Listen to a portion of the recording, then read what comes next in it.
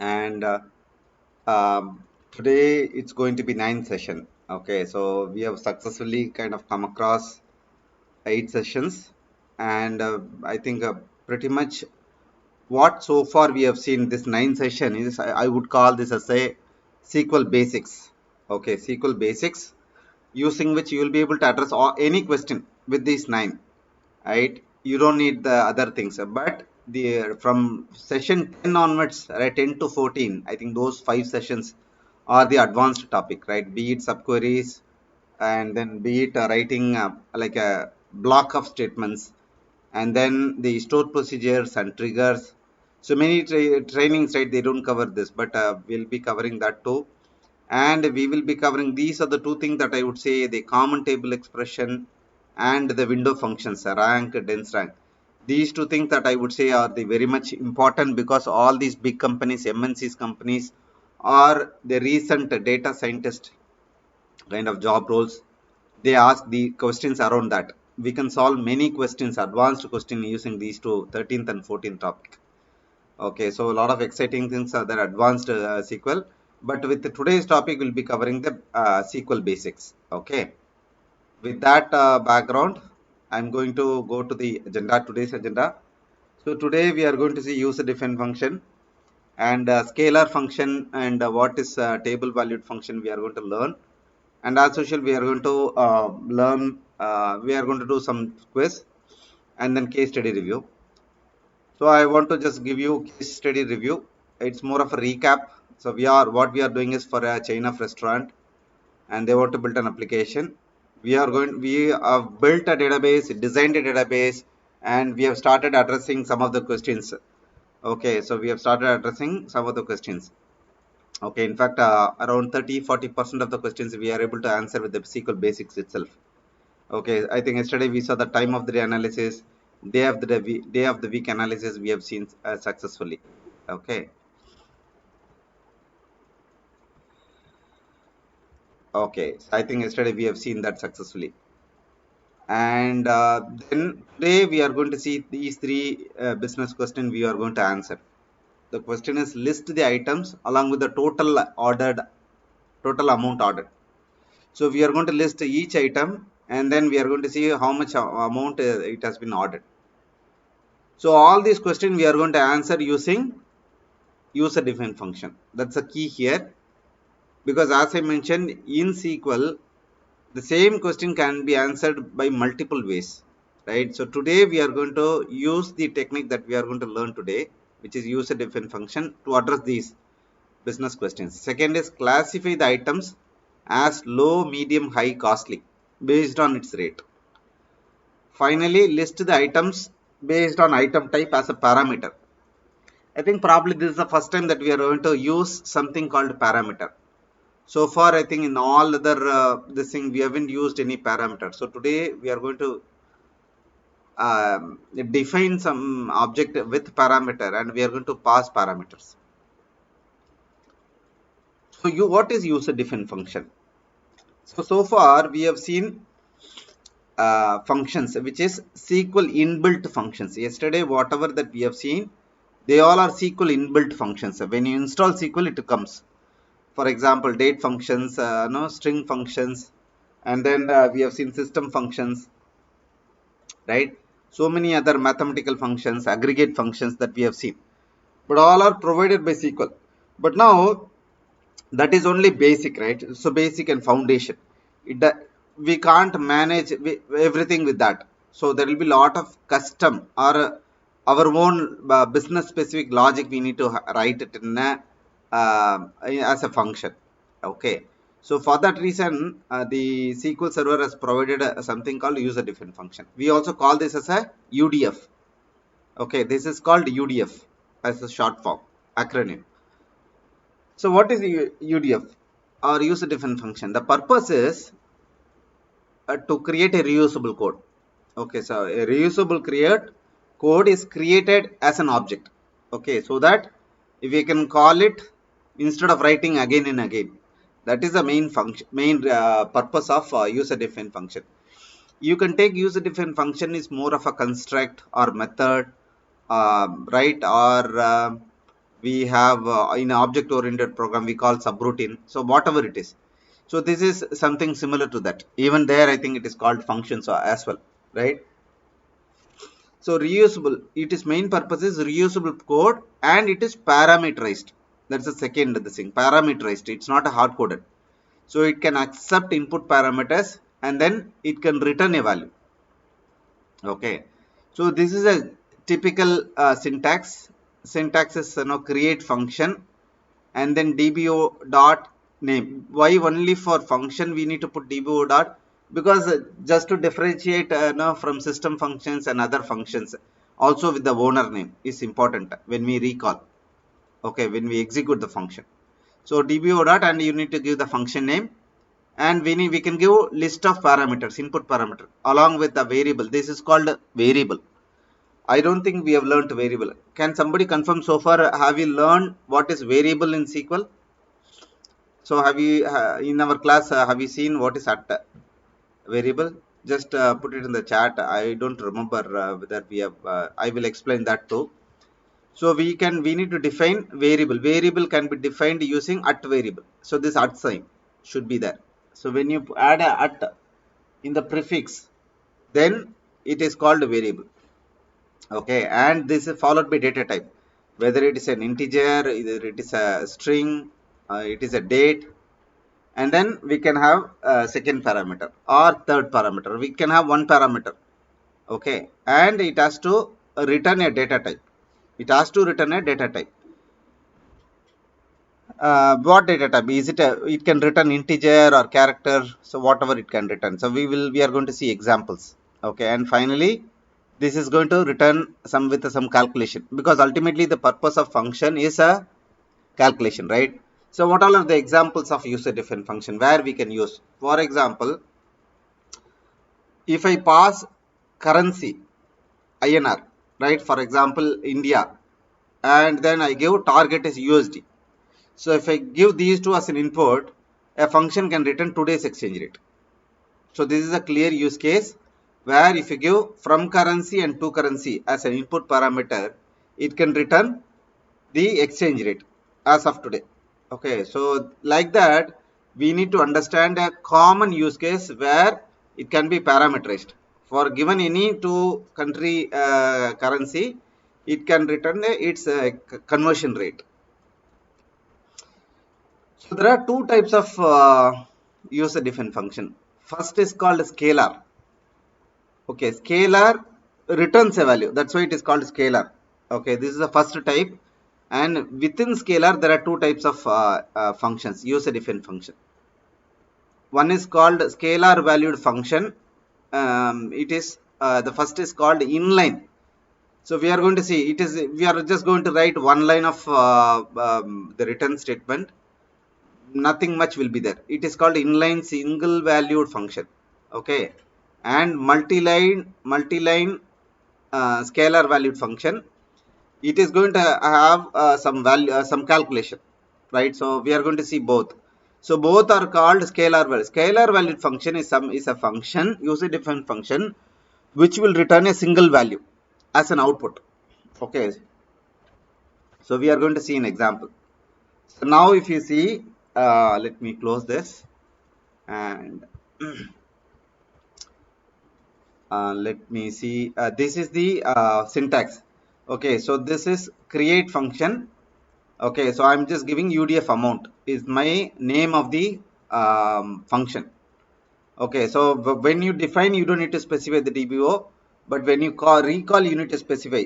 Okay, and what I'm giving is in our restaurant example, I'm creating a user defined function which will return amount as an output for the given rate and quantity as the input. You understand, right? So rate and quantity as input. I'm just giving defined two parameters, and then I want to return the amount. Amount is nothing but rate into quantity is the amount, right? Amount is the multiplication of rate and quantity, right? So that is what is amount. So that we are returning. These two are called input parameters. So this is called output value. Okay, so it returns single value. That's why this is called scalar function. Scalar function will return only one value. Okay, and this is called inline scalar function because it is just inline. The calculation is just within a line. Okay, and this is called inline. This is also called inline scalar function. Okay, now you guys understand the simple. It's very simple. So name, input parameters, output type. Okay, so output return type is the third thing that you should remember. Fourth is, okay, how exactly you are using the input parameters to generate the output, to return the output. Okay, and in this case begin and end is not needed also. So but I've just added just for the best practice, but it's not needed. Okay, so now we have defined the function. How can we recall this function? Now how can we use the function?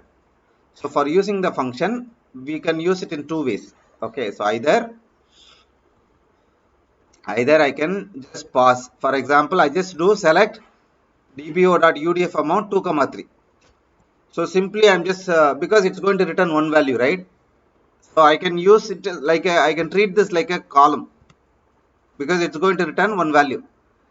I'm passing two values, two quantity and three is the price, right? So I'm just executing this function. This is also called function recall. Okay, this is also called calling the function or function recall. I'm using the function by passing the actual values. If I execute, okay, I need to change this to the restaurant eb. I think it got timed out. So now if I execute, so we will see 3/6 as output because it is giving us the output, right? So 2 into 3 is 6. So this is how we can pass value. Or what I can do, there is another option. I think I asked some question. I don't know whether anyone returned. Did we see variable? Okay, I think we haven't seen variable, right? So we are going to learn variable today. Okay, so I'm going to also briefly tell you what is variable. So for example, I'm hard coding, right, the values here 2 and 3. So can I use a variable to pass the input parameter? Okay, so let's see. Okay, how I can do that? So let's say I'm creating one is called quantity variable. Okay, so quantity variable I'm just creating.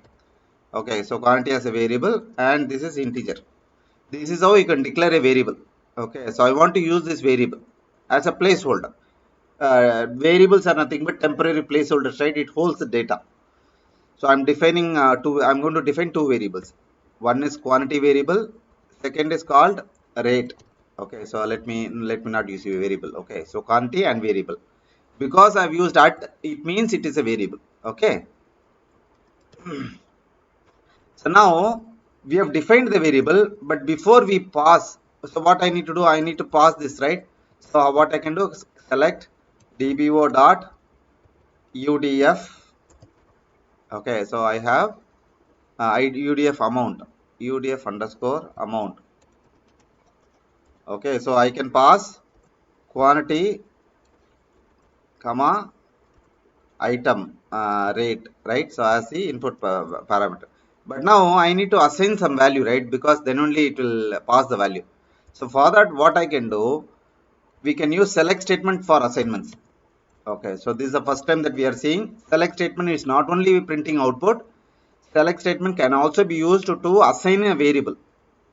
So quantity I'm assigning to with some value. Okay, so now I'm assigning rate with some value. Let's say 5 I put.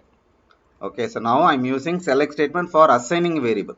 This is called variable declaration. Variable declaration. Okay, so I'm declaring what is the data type, what is the variable name, and what is the data type. And here this is called variable initialization or assignment. Okay, assigning the values. Okay, now I can use this variable. I am just passing the variable. Now let's see whether we are getting 50 as output. So now I am highlighting all these three, selected all these three statements because I want to execute all three statements together. Okay, first it has to declare the variable, assign the variable, then use the variable. Okay, so I'm using the variable as parameter. Okay, input parameter. So now let's see whether we are getting 50 as output. Okay, so we are getting 6 and 50 as an output. Why we are getting 6? I think I selected this also this time wrongly. Okay, so let me select only from here. Okay, so now we are getting 50 as output. Yes. So now we have seen how we have seen how to define a function, how to call a function directly by passing the value, and we have seen how to how to declare a variable and pass the variable as the parameter. So we will see how we will use this when we use store procedure, right? So when we use a trigger, advanced programming option. So in the coming classes, that time we will see the more usage of these variable usage. Okay, from the class 12 onwards we will be seeing. Okay. So in case if you guys have any question on the variable, feel free to ask me. Okay, so I'll be answering it. Okay, so with that, I'm going to go and show you third way of calling a function. So calling a function now using columns as a input parameter. Okay, so what I'm doing here for the order item table, right? For the order item table, I'm going to use order ID, and then I have order item ID. Okay, order item ID. Then I have rate. So I think we don't have rate, is it? Okay, and do I have item rate,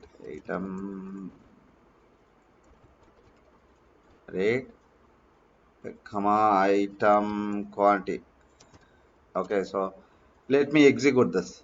Okay, because what I'm doing is I'm selecting the individual columns, and also I'm calling the function and passing the columns. I'm calling the function by passing the columns as a parameter. So what this will do for each record, let's say this order item table has, let's say, 13 records. For each record, it will pass the value as an input for each of the order item, and then it will calculate the total amount and it will show as a UDF amount. I'm just giving a name. Okay, UDF amount, just to see as a title. So now with this we are seeing for each order item table, I've passed these two as the input parameter. I'm getting the output as UDF amount. So this is nothing but the total item amount, right? So total item, you see multiplication of these two. So this has been used using function. So this is the usage of end-to-end usage of user-defined function. Okay, this is inline scalar. This is inline scalar because this function can return only one value output. Because this can return only one value as an output, this can be used in the select class, right? For each record, it is going to return only one value. Okay, the computed value or calculated value. Now we are going to, we have learned inline scalar valued function. We are going to see multi-line. What is multi-line? Okay, multi-line is, we are going to see one more example. Okay, so I'm going to define. So is there any question in between? Let me see. Okay, what is DBO? DBO is a database owner. So Prashant, the DBO is the database owner. So right now I am the DBO owner. Okay, so for calling the function, we need to know who is the object owner, who created the function, because the same so multiple owners can create the function. So without that, if I execute, the function sometimes will not know. Okay, so let me call here actually. Okay, so I need to execute, right, all three together. So I'm executing all three together. So here if you see, UDF is not a recognized inbuilt function. Inbuilt function, as I mentioned, SQL inbuilt function you don't need to specify, because It is the SQL is the owner, by default it recognizes. Whereas for any user-defined function, we need to specify which user created the function. Okay, so which user in the sense which object owner, who is the owner. So in this case, I'm the DB owner for this database. My login is the DB owner, database owner. I'm the one who created. Okay, so that's why I need to specify who created, who is the database, who is the object owner, who created this object function. Okay, and we need to specify as a prefix. Okay, so does that answer your question? Okay, thank you, Prashant. So others also, in case if you have any question, feel free to ask me. Okay, I would be happy to provide the answer. So now we are going to see multi-statement scalar function. Okay. So this is multi means it's not a multi-value, it's a multi-line. Okay, so just a line. So we can write. So if you remember the previous function, it is just written. In return itself, you just specify the formula. So if it is simple, but now since this function I needs multiple code, so I've just written multiple code before returning. Okay, I'm doing all the calculation before returning, then I'm returning.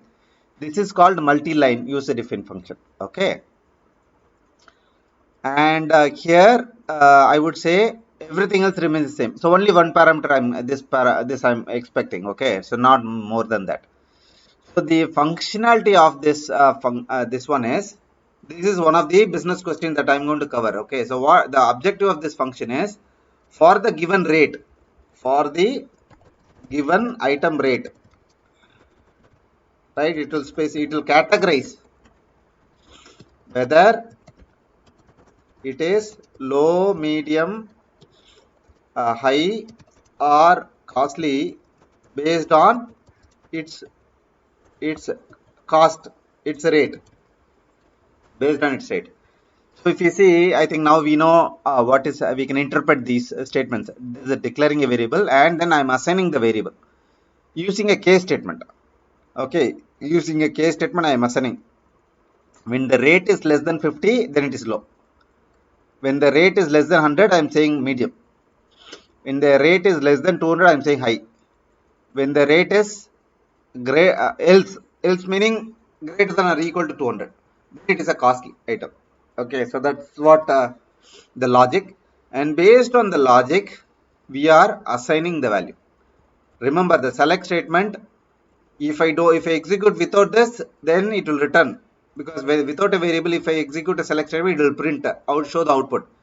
But if I use a variable and a equal to statement, it will not show it in the output, but SQL knows it is a variable assignment. It will assign the value. Okay, so now the value is assigned based on the input rate. Based on the input rate, it calculates and it assigns the value appropriately. Okay, because the input is an integer, but what I'm assigning to cost category, I'm assigning low, medium, high, costly, right? So that's why I defined this as a character or varchar, anything that I can define. I can define varchar 10 or 20, whatever, but you need to be careful. What is the maximum text length? Accordingly, you need to choose. Okay, so 10 is good enough. I'm just keeping varchar, and I'm going to return. But if I keep varchar now here, but that is the data type. But the data type here, if we see returns char, then it will be both are not the same, right? So for that, let's keep the same. It has to be the same. Okay, so now this is the function that I've already compiled. Okay, so now let's see how I can recall this function. So the same way, I'm going to just simply pass 300 as a value. So if I'm calling the function with 300 as a value, you see it's saying costly. If I execute 100, it will say high, because 100 and above is high. Okay, so if I say 99, then it will say medium, because anything less than 100 is a medium. Okay, so if I say anything below 50, it is low. Okay, so now you guys understand how easy is for us to change the value and call. This is the beauty of functions. You just change the input parameter value, then the same piece of code get executed for you. Okay, so now we are going to see how we can use that in a along with the table value. Okay, the same way I'm going to say item name. Okay, I think we don't have an item name. Okay, let me say a star only. Okay, let's see. Okay, so all the columns of order item it's going to return. Along with that, it is also going to return one column called cost category. Okay, and what I'm doing, I'm just passing item rate as the input. I'm calling this function. Let's see. Okay, so now if I execute, so it is returning based on that 140 means medium, 30 means low, right? So for all these medium, 35, 105. Okay, one not okay. This is item amount. I think I got confused. So we should see it's based on item rate. Okay, let me put it here so that we. Okay, so now 70 means medium, 30 low, 60, 90 all are below 100. Okay, so now this is 150. Okay, so 150 we are seeing high, and yeah, we don't have any costly items. Okay, which have been ordered so far. If we see the same thing with menu card, can I do with menu card? Yes, I can do with a menu card table. You see, now I'm going to simply change the table to item. Okay, I'm going to change this to, in item table also, is it called item rate? Okay, let's see. If I execute on the thing, this is the item table, right? So let me put it next to it so that we can easily see. Yeah. So this is the menu. This is doing for all the tables. Now we see costly items are also there. Okay, anything above greater than or equal to 200, then it is a costly. So it is showing nicely here. Okay, so you see how easily I can call the same function across tables. If I need the same function for this table, I can use, because it is table independent. Any table, as long as it passes the input value, integer value, then it can be called. Okay, so I hope you guys understood. Any question, let me see from anyone known as a question. Let me go back and to the yeah, yes.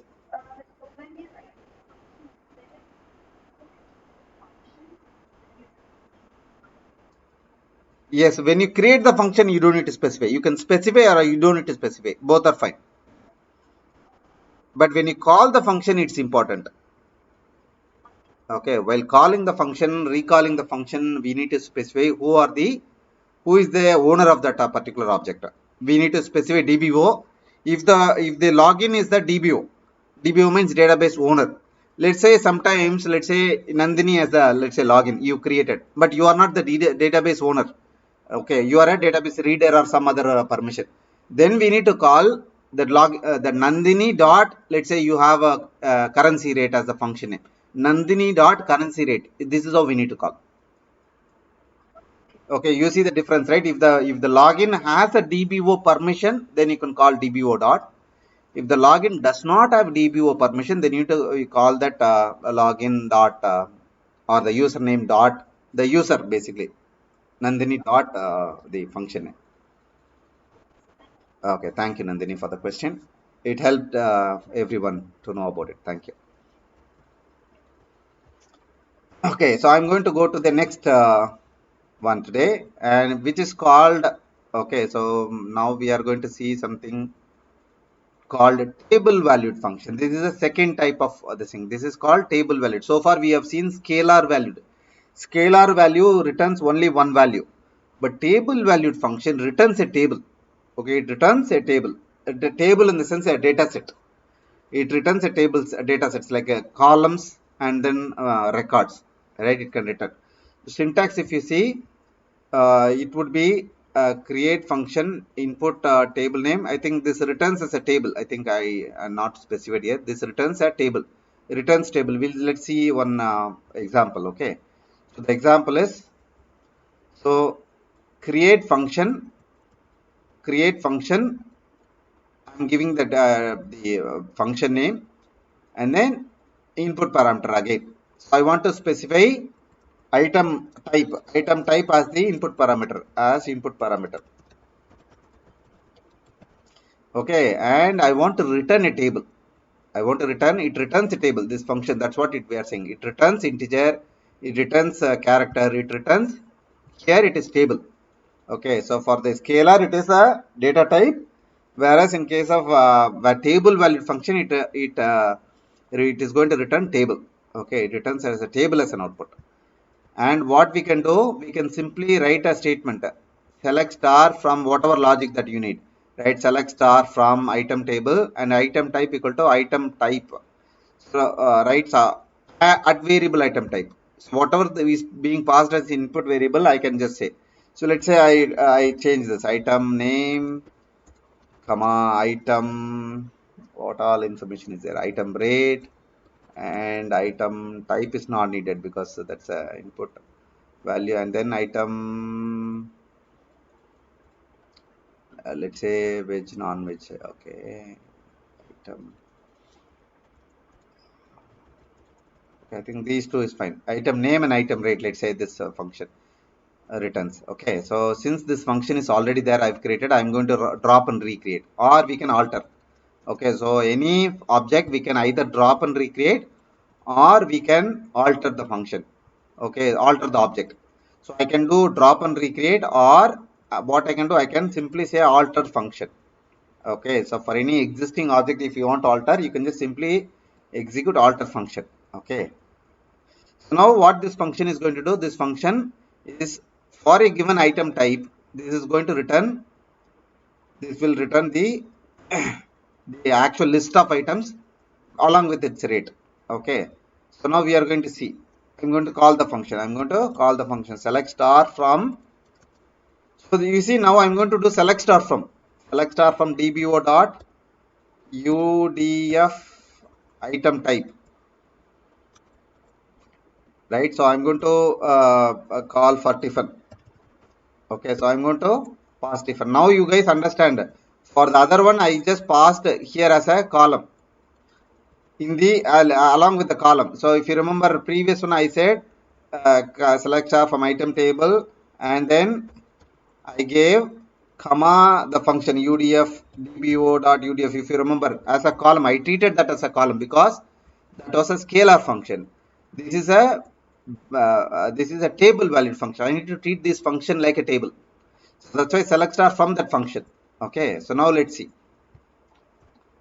This is returning the list of Tiffin items with the rate. Only two columns.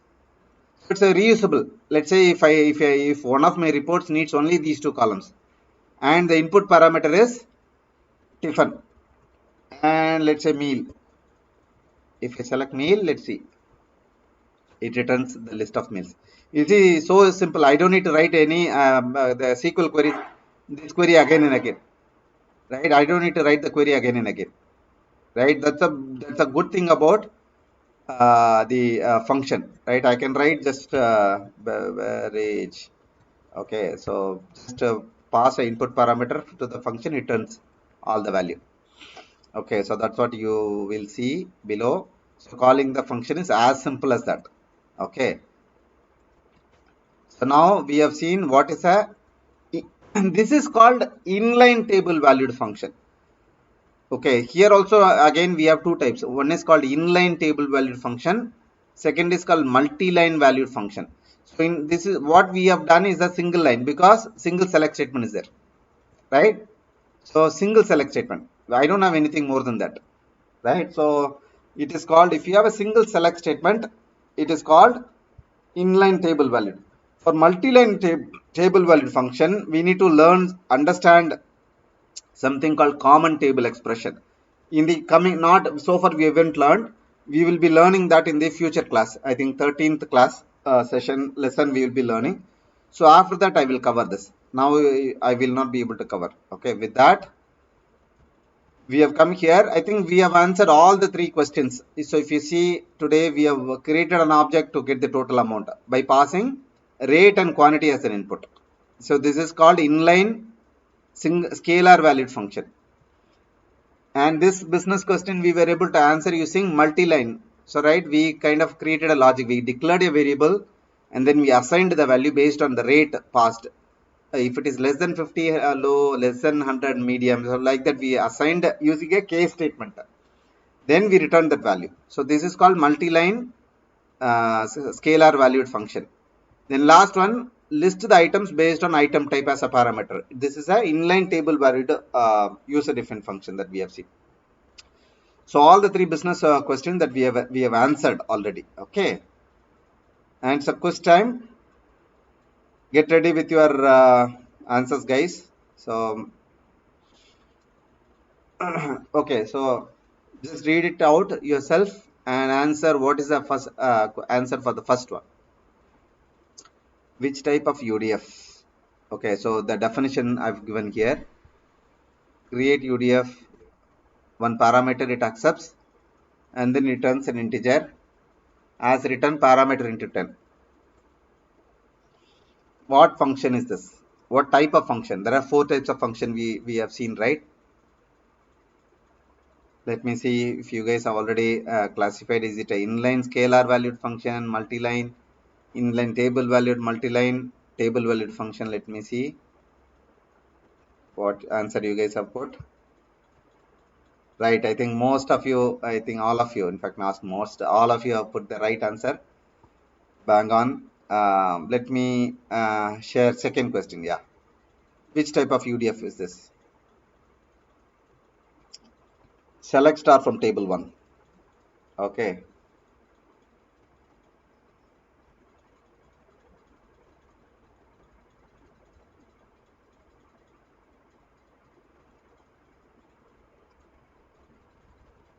Yes, C is the right answer. And the third is little tricky. You need to pay attention closely. Read it out. Which statement is wrong? Which statement is wrong or incorrect for calling a multi-line scalar function? Multi-line scalar function.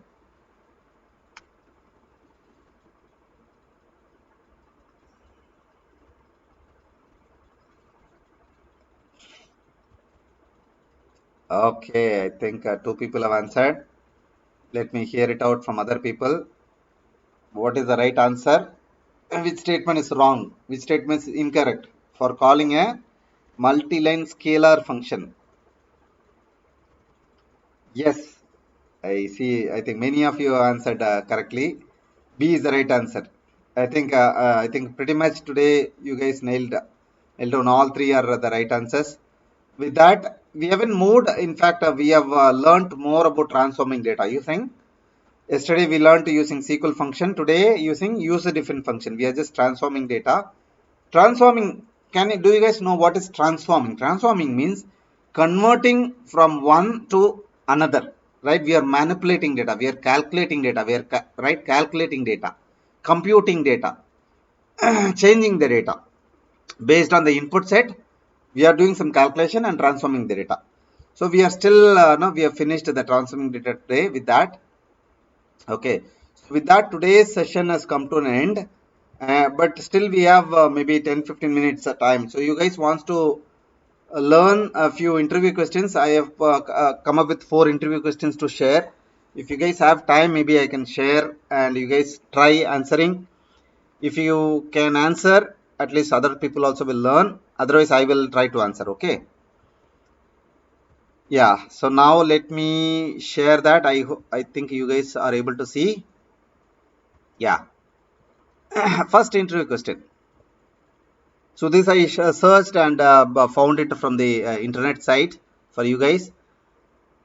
Understand this question. Get the common records present in 2 different tables that have no joining condition. We don't have any join. Without using join, we don't have any join condition. They don't have any common column to join, common record to join. But how do you find common records present in 2 different tables? I'm repeating the question. Get the common records present in 2 different tables without joining because they don't have any join condition. Yes, Manta and I think Shahnas and Nandini, I think, yeah, so join is not there. That's the only thing. Yeah, intersect. Yes, all 3 of you have answered it correctly. Intersect is the right answer. Okay, good. You guys are getting ready. So now going to the second one. Calculate how to calculate number of rows in a table without using count. Because we know, right, all along we say count, you use count star, select count star from table, you will get the amount. You will get the total number of records in a table. But in an interview, they will ask you this question. Calculate the number of rows in a table without using count keyword. Without using count. Let me see if anyone are trying. How to find the number of rows in a table without using count. We have in fact we have learned that, but probably it won't strike immediately. That's why people ask you in the interview. I will tell you if I will tell you how to do. For example, I will go to another window. So now, as usual, if I want to find out the number of items in the menu card, right? So what I do, I go and do count star, right? So count star I do, or count of one. I think we learned, right? There are count of one. Everything is fine, but everything is using count. But the question is without using count. Anyone? Let me see if anyone has tried. Yeah. So the way is sum of one. So sum of one is nothing but adding records one by one. Okay. Sum of one is nothing but what we are doing. We are counting, right? Sum of one is nothing but counting, right? So if you execute sum of one, you will get the same output.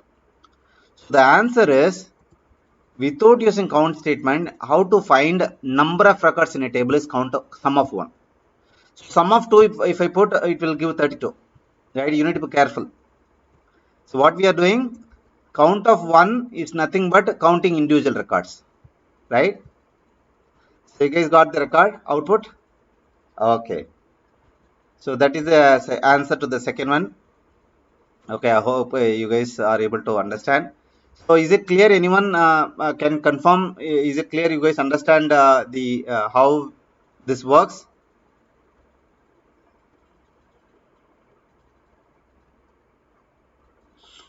Okay. So I hope. Yeah. Thank you, Nandini, for confirming. Yes, yeah, sum of one actually, not some Sagnas, sum of one specifically. Okay, and now we are going to the third question. Okay, so how to display only even numbered orders? Let's say from the menu, how I can display first item, third item, fifth item, seventh item in case of odd number, but in case of even number, how can I display? Can you guys share some of the approach? It need not to be correct. Don't worry about. Don't hesitate. That's how you will learn.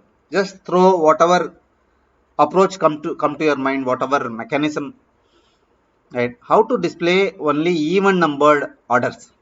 So for example, in this table, right, so I want to see idli, coffee, those kind of items. You see idli, not this thing. Even number means dosa, South Indian meals, chicken biryani, like that I need to show. Let me see if anyone has tried. Okay, using where condition or in statement. Okay. So in condition will be more of hard coding, Prashant. That is definitely a one way, Prashant. Using case statement, in statement. So all these we will be using a condition, right? So we will have to hard code. For example, it will work, Prashant. Both Prashant and Eldo, I think your answers are right, because I can do where no item ID in. Now I can say 2 comma 4. Okay, so it will give me that. Okay, or the example Eldo mentioned is a case statement, right? So I can use case statement where, so it's a big, it's similar to in, right? I don't want to waste time, but it will give. But is it generic? Are we hard coding? How can we make it generic? The question is not 2 comma 4. The question is even number. Is there any way that I can find out whether the number is a even number or not? Item ID, right? So what we need to find out is there any way that I can use? I can. Is there any way that this number I can find whether it is an odd or even number? If I find that way to know whether this is a odd number or even number, then my I don't need a hard code, right? I don't need a hard code. Yeah, column name divided by 2. Yeah, yes, Vignesh. Yeah, something similar to that, Vignesh. I think divided by 2. So let's see if condition. I think Vignesh has given one more approach. Let's try that. Okay, so let's try that approach. Vignesh, what he has given. And I think Nandini identity is more of a number generation, but here it's number validation, right? So here that may not work, Nandini. So let's see what Vignesh approach. I think it Vignesh approach has mentioned. So, but it's equal to we don't have Vignesh. So but what we have is Okay, so item divided by 2 will not give, right? So 4 by 2, it will give 2 again. Mod, yes, yes, you got it, Vignesh. Yeah, yes, mod. Vignesh, you are right. So in SQL, mod, right? So in other thing, basically people, right? Mod is function, but in SQL, mod means remainder should be 0, right? For even number. If I do a mod of 2, so in SQL, the mod function can be done with percentage. Percentage 2 is equal to 0. So percentage 2 is an item. So the number, when I put mod of 2, the remainder should become 0. If the number remainder becomes 0, then it is a even number, right?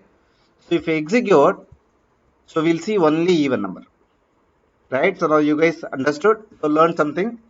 Even number. How to find a number is a even number? We can use mod, right? Mod function. Mod function. If the remainder is 0, then it is a even number.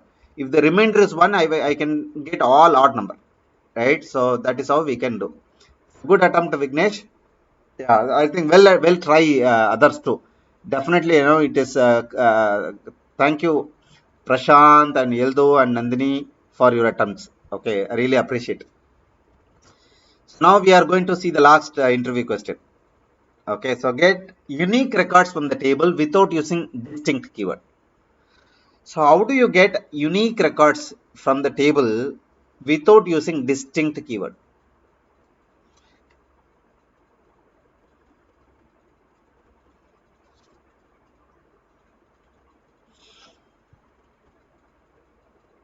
So we have seen this, but it has to strike someone. We'll see. So what they are asking is, let's say I have, let's say item, right? Item type from item. Let's say if I select simply, then this will show duplicate because I'm only selecting item type. This looks duplicate, right? Because without item name, I'm selecting, this looks duplicate. So now, how I can solve duplicate for this? I can put distinct, right? If I put distinct, then it removes duplicate. But now without distinct, how can I remove duplicate? Is the question. We have already seen, but somebody, yeah, group by column, yeah, definitely. That is one approach. It's a good one. Using primary key ID, okay, not sure, Prashant, primary key may not work, but Vignesh, yeah, group by will work. Yes, as Vignesh has mentioned, one approach is group by. Okay, I can simply say group by item type. Okay, so when I group by item type, what it will do without any function, right? Generally, we do count star and other things, right? So don't use anything without any mathematical aggregate function. Also, you can use, right? So generally, we use this, but without that, also you can do just group by select. This will remove duplicate. Yeah, very good attempt. Very good answer, Vignesh. Yes, Chagnas. I was waiting for this answer too. Union. Yes, Chagnas, you are right. So what we need to do? We can simply copy this twice. Okay, the same thing twice and union. Because union will remove duplicates. Right? The same statement I'm calling twice with the union statement. Because union, what it will do? It will remove the duplicates from the data set. So today we have learned two approaches. One approach with group by. Okay, group by also will do distinct because it is grouping. It's not removing duplicates. It's a grouping and getting you. It's aggregating, right? And consolidating. And union is removing, finding the distinct. If I do union all, it will not. Okay, union all in fact will worse the situation. It will show even twice actually. You see, it will show twice.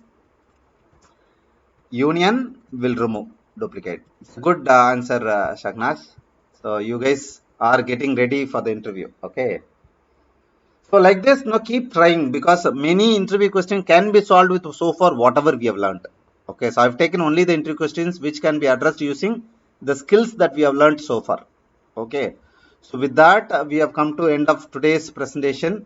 So thank you for your time and no, for joining the session. And so any question, comments before we end the day? Anyone? Any other question? Any other interview question that you would like to hear? Any other clarification? Either you put it in the chat or you unmute yourself and you can talk. Okay, so otherwise, today the first time that I attempted with the interview questions. How is today's session? Was it interesting, exciting? What about the learning? What about the pace? Give just one line feedback as usual, guys. Okay, the questions for intersect shouldn't be the same column. Yeah, column name should need not to be the same. Although actually the intersect, the column name as I mentioned need not to be the same. Only the number of column, the column. You remember there are three rules or four rules that we saw. For any union or union or intersect or except to work. It's a good question, Ildo. But so for union, these statements, right? Union, all, intersect, and except. These four statements, the number of columns should be the same. That's the first rule. Number of columns should be the same. Second is the column type should be the same. The column type should be the same. And third is the column sequence should be in the same order. Okay, column sequence should be in the same order. Column name need not to be the same. Okay, so it will work, Eldo. So now you understood those three rules. As long as the set of statements, the select statements in all the union or intersect follows this rule, it will work fine. Okay, the number of columns should be the same, the sequence of columns should be the same, and the data type of each column should match. Okay, is it clear, Eldo?